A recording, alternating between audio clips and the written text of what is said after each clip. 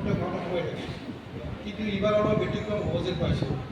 কাৰণ আমি জানো যে এইবাৰ যিহেতু আমাৰ বান পৰিস্থিতিয়ে উজনি অসমত যি তাণ্ডৱবিলাক সৃষ্টি কৰিছে, তাৰ প্ৰতি লক্ষ্য ৰাখি আমাৰ উজনি অসমৰ যি 3খন জিলাত ক্ষয়ক্ষতি হৈছে, এই ক্ষয়ক্ষতিৰ বাবে আমি আমাৰ অসম চৰকাৰে যি অৰুণোদয় আছে, সেই অৰুণোদয় তেওঁলোকক মানে এই 3খন জিলাত 2500 কৰি দিয়াৰ এটা সিদ্ধান্ত লৈছে এই মানে এইটো হোৱাৰ কাৰণে।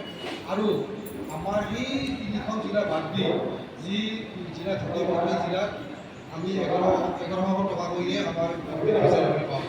গতিকে বহুতে ভাবিব পাৰে যে এই যে আমাৰ 100 টকা কৰি কিয় বাঢ়িল, গতিকে এইটো আপোনালোকে মানে এইটো ভাবি নল'ব। হয়তো এনেদৰে হ'ব পাৰে আমি হেৰিৰ পৰা হয়তো 100 টকা অৰুণোদয়ৰ পৰা হয়তো আমিও সহায় কৰিছোঁ, হয়তো নহ'ব পাৰে পাৰ কৰিবলগীয়া হয়। যোৱা 3 দিন আগতে অসমৰ নতুন বাজেট অসমৰ ৰাজ্যপাল মহোদয়ে অনুমোদন জনায় আৰু নতুন বাজেটৰ প্ৰথমটো কাম, অৰ্থাৎ বাজেটত বহুত কাম থাকে, কিন্তু আমি প্ৰথমটো কাম হিচাপে অৰুণোদয়ক বাছি ল'লোঁ যে অৰুণোদয়ৰ জৰিয়তে আমি নতুন বিত্তীয় বৰ্ষৰ বাজেটখন ৰূপায়ণৰ কাম হাতত লওঁ। আজি 1 আগষ্ট অসমৰ 37 লাখ মাতৃ খন্তেক সময় পিছতে তেওঁলোকৰ বেংক একাউণ্টত অৰুণোদয়ৰ যি পুঁজি, সেই পুঁজি লাভ কৰিব আৰু ইয়াৰ পিছত প্ৰতি মাহতে আমাৰ এই পুঁজি নিয়মিতভাৱে আপোনালোকৰ বেংক একাউণ্টলৈকে হস্তান্তৰ হ'ব।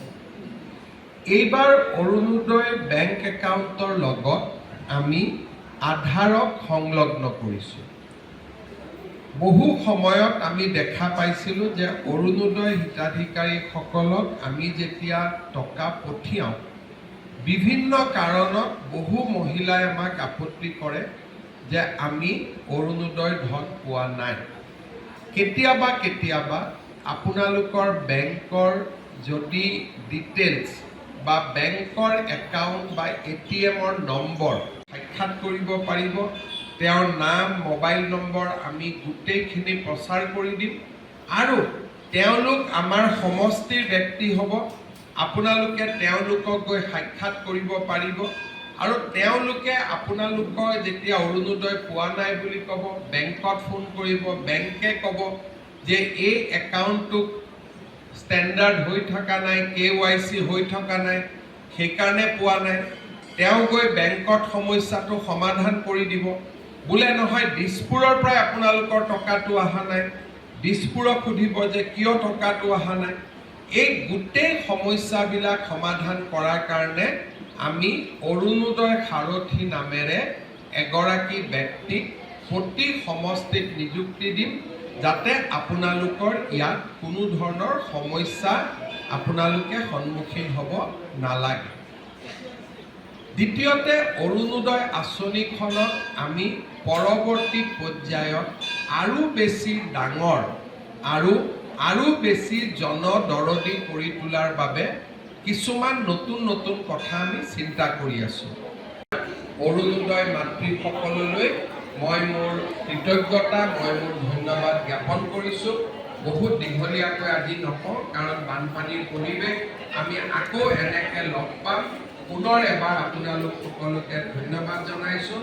ৰাজ্য চৰকাৰৰ বিত্ত মন্ত্ৰী জয়ন্ত মল্লক ছেপ্টেম্বৰৰ পৰা আপুনি অৰুণোদয় দিলেও দিব নোৱাৰিম বা আমি অৰুণোদয় হিতাধিকাৰীসকলক বা আই মাতৃসকলক সহায় কৰিব নোৱাৰিম। আমি অৰুণোদয়ো চলাই ৰাখিম, বান সাহায্যও চলাই ৰাখিম। কিন্তু আজি যে 150 টকা মই দিয়া নহয়, এই 150 টকা আপোনালোকে দিলে, এটা ডাঙৰ শান্তি আনি দিলে যে ময়ো বানপানীত সহায় কৰিছোঁ, ময়ো বানাক্ৰান্ত ৰাইজক কিবা নহয় বানাক্ৰান্ত ৰাইজক আজি আমি আকৌ এবাৰ মনত পেলাইছোঁ। আজি আমি ক্ষুদ্ৰ অৰুণোদয় পৰিয়ালটোৱে লগ লাগি, মামাই দিয়া নাই, হিমন্ত বিশ্ব শৰ্মাই দিয়া নাই, খবৰ কেনেকৈ আঁচনিটোক আৰু ভাল কৰিব লাগে তাৰ কাৰণে মই প্ৰচেষ্টা চলাই ৰাখিম। এইটো মাত্ৰ আৰম্ভণিৰ বছৰ। আপোনালোকে অৰুণোদয় আঁচনিখন নতুন ৰূপত ন হাজত আপোনালোকে দেখা পায়ে থাকিব। অৰুণোদয়